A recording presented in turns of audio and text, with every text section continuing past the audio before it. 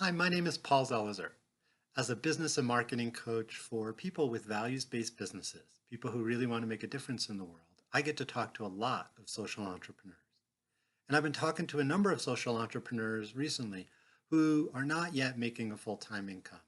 And that's hard. You're there working, trying to make the world a better place. You're in there, your sleeves are rolled up, you're doing great work, but the money isn't there to support you and your family with any kind of sustainable basis for just living a good life. We're not talking about a castle on the hill or a sports car or a private jet plane. That's not who I work with.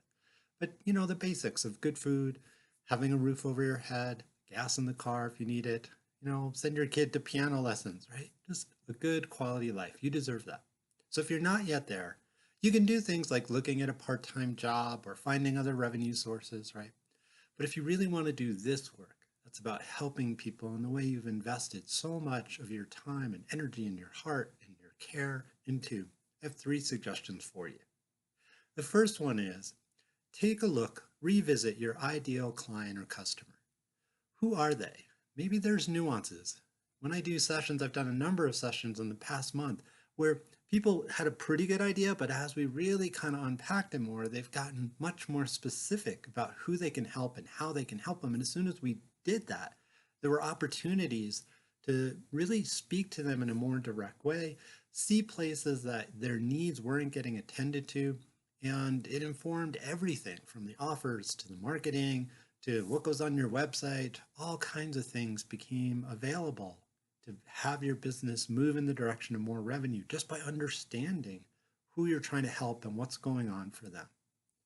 The second thing is take a look at your marketing strategies. Once you understand who your ideal client is and more specifically what they're wanting or where they're stuck, you can be way more effective in your marketing.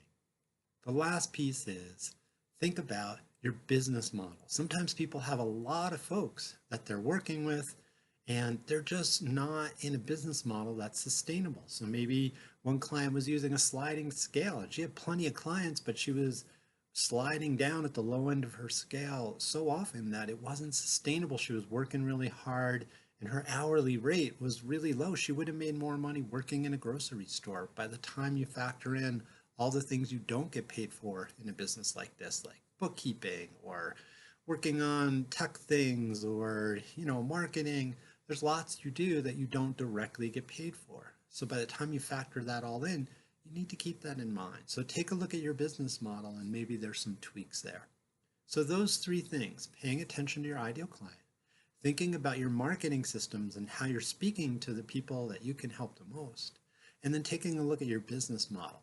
If there are enough people around, if there's not, go back to the marketing. But if there are enough people around, then chances are a few tweaks in your business model and maybe having a wider range of offerings can help you get sustainable on a financial level. If you like this content, I invite you to go to my website, paulzelizer.com, and sign up for my newsletter. These are the kind of tips I share. Love working with social entrepreneurs. Thank you for what you do and the care you do it with.